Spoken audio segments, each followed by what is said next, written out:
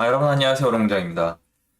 이거 또 기사가 좀 자극적으로 났어요. 한 방에 42억에서 65억으로 튄 반포 아파트. 무슨 비트코인도 아니고라고 써져 있는데 이 기사에 대해서 제 의견 좀 정리해 보겠습니다. 시청하시기 전에 구독하기, 좋아요, 멤버십 그리고 제 8기 강의 왼쪽 아래 링크 확인해 보시면 되겠습니다. 일단 없는 얘기를 지어낸 건 아니고요. 한 방에 42억에서 65억으로 뛴 반포 아파트 이렇게 되어 있어요. 서초구 반포자이죠. 맞죠? 42억에서 65억으로 갑자기 8월 11일 날 신고가가 되었습니다.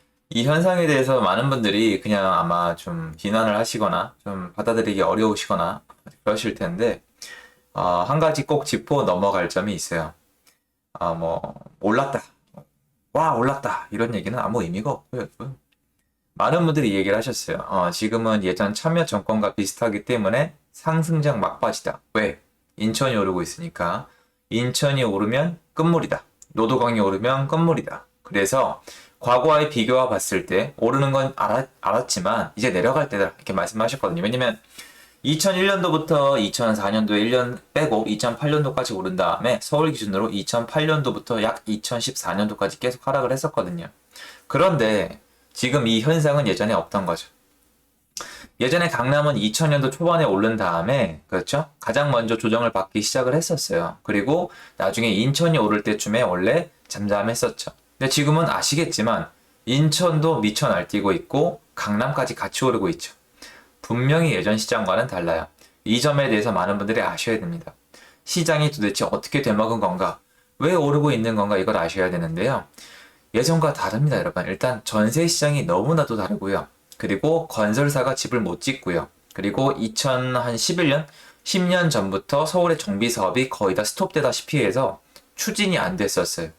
그 와중에 이 정비 사업을 빨리빨리 돌아가게 만드는 투기꾼들이 힘을 쓸 수가 없고 재초환에다가 그리고 이제는 없어졌지만 2년 의무 거주에다가 각종 규제를 더했고 무엇보다 치명적인 게 지금 둔촌주공을 보면 아시겠지만 분양가를 마음대로 할 수가 없죠.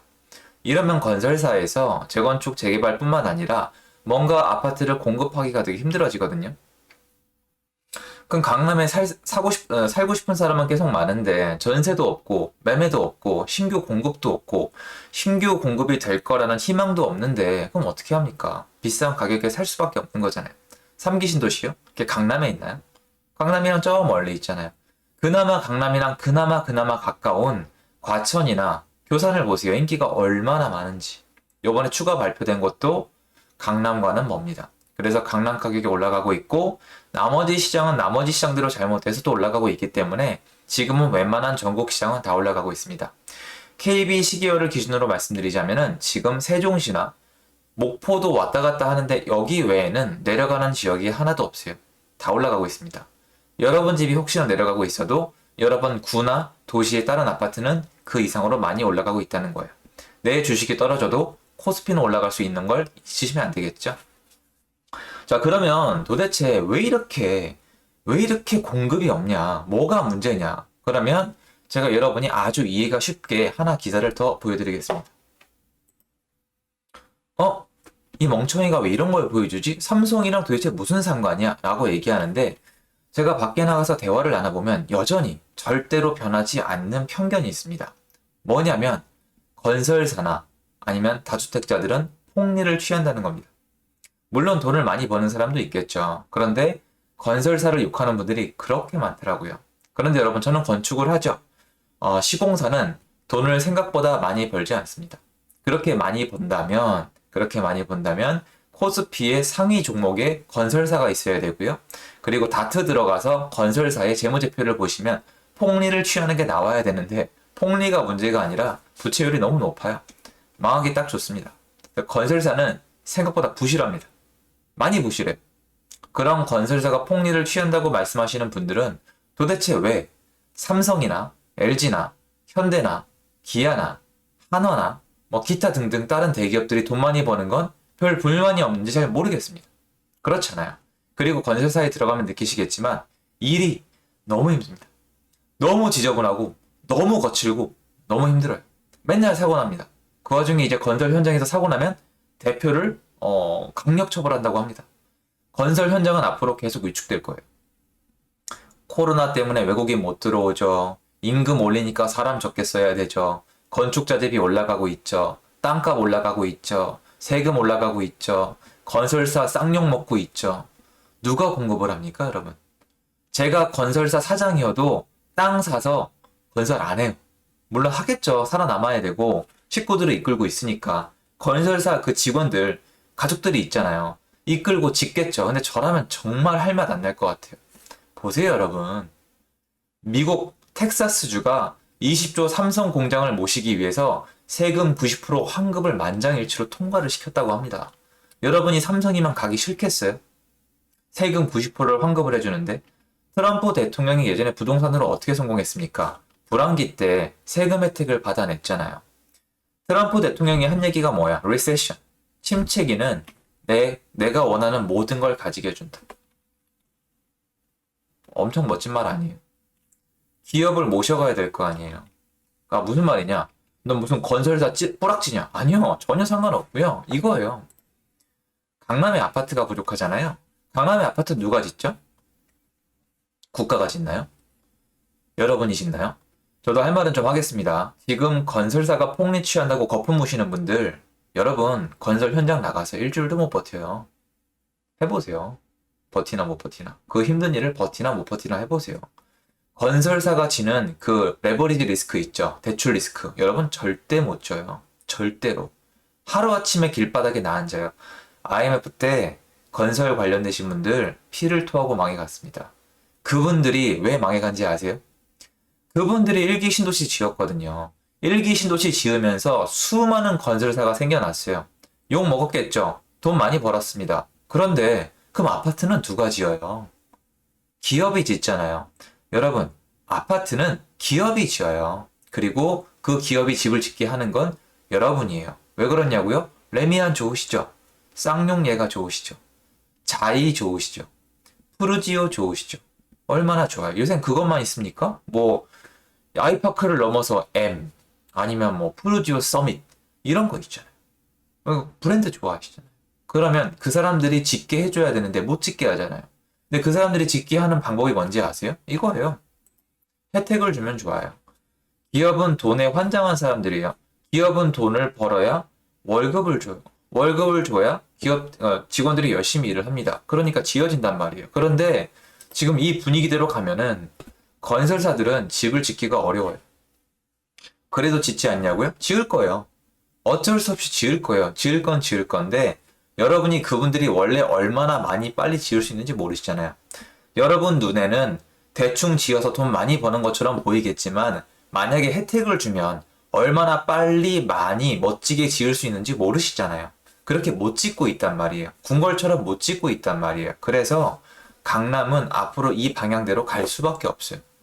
제가 이 기사를 왜 읽냐면 많은 분들이 저한테 그랬어요. 이제 끝물이다. 네 스스로가 참여정권이랑 지금 시장을 비교하고 있는데 지금 인천까지 오르고 있었으니까 2008년도랑 매칭이 되니까 이제 끝물이다. 두고 봐라. 이제 끝이다 그랬는데 제가 뭐라 그랬죠? 절대 아니다. 시장은 다시 돌 것이다. 강남에 쿨타임이 차면 다시 돌 것이다. 그 쿨타임이 제가 그냥 편하게 말씀드리려고 한 건지 뭔지 아세요? 집이 필요한 사람은 시장에 계속 나와요. 집이 필요한 사람은 자연 발생해요. 거기서 강남 집이 필요한 사람들은 또 자연 발생해요. 유감스럽게도 강남에 집이 필요한 사람은 여러분이나 저보다 돈이 많아요. 현금으로 그냥 다 냅니다. 이분들이 언젠가는 다 떨어질 거예요. 집을 살 수 있는 사람이 언젠가는 다 없어질 거예요. 하지만 죄송하게도 그 사람들이 언제까지 살 수 있는지는 여러분이 몰라요. 왜냐면 여러분들은 그 부자들이 아니기 때문이고 저도 몰라요. 하지만 그거는 끝나봐야 알아요. 거품은 없어져 봐야 알아요. 건설사는 혜택을 줬을 때 비로소 얼마나 많이 지을 수 있는지 알게 될 거예요. 지금은 아마 한동안 뭔가 활활 타오르면서 건축을 하기는 어렵지 않겠어요. 그리고 강남의 재개발 재건축을 막은 기간이 한 10년 되거든요. 2011년도부터 2020년도까지 한 10년 막았으니까 그 막았던 기간을 다시 완충해내려면 또 10년이 걸리겠죠. 둔촌주공 아직도 해결이 안 되고 있습니다. 둔촌주공 정도의 규모가 입주를 해줘야 돼요. 헬리오시티 정도의 입주가 있어야 돼요. 헬리오시티도 입주할 당시에 구축 매매 전세만 멀쩡히 있었으면은 시장의 흐름을 바꿀 수 있었어요. 왜냐면 2017, 18, 19, 20년까지 경기도의 입주가 굉장히 많았기 때문에 2018년도 말부터 2019년도 초반에 헬리오시티 입주를 비롯해서 서울의 입주 물량을 지속적으로 넣어주면서 구축 매물이 활발하게 나오게 했으면 시장은 잡을 수 있었습니다. 여태까지 말 못하셨던 전문가분들 분명히 제 말에 동의해 주실 거라고 믿습니다. 하지만 이제 아니에요.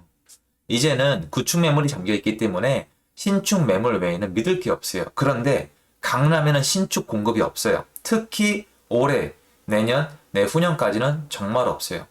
입주가 있는 단지를 여러분이 외울 수 있을 정도예요. 뭐예요? 원베일리 이제 짓고 있잖아요. 그거 이제 언젠가 지어질 거고, 잠실의 잔이 뭐 장미나 뭐 미성이나 아니면 저기 여기 둔촌주공이나 몇몇 단지밖에 없는데 문제가 뭡니까?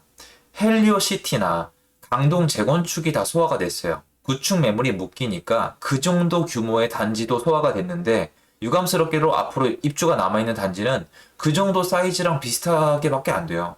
추가적으로 뭔가 더 해줘야 돼요. 재개발, 재건축을 뭔가 해줘야 돼요. 그리고 이쯤 되면 여러분 이쯤 되면 정신을 차려야 돼요. 이쯤 되면은 건설사한테 혜택을 줘서 짓게 만들어야 돼요. 싫으시죠? 건설사가 돈 버는 거, 건설사들이랑 뭐 다주택자들이 돈 버는 거 죽어도 못 보겠죠. 아, 그러면 이것만 남을 겁니다. 이거는 막을 수 없어요. 이거는 자연 발생적인 현상이에요, 여러분. 그래서 저는 말씀드리고 싶어요. 예전이랑 시장이 다르다. 매물이 없다. 건축을 빨리 많이 하게 하고 싶어 하면 발표. 정부의 250만 원 발표가 아니고요. 이거예요. 키는. 이게 키입니다.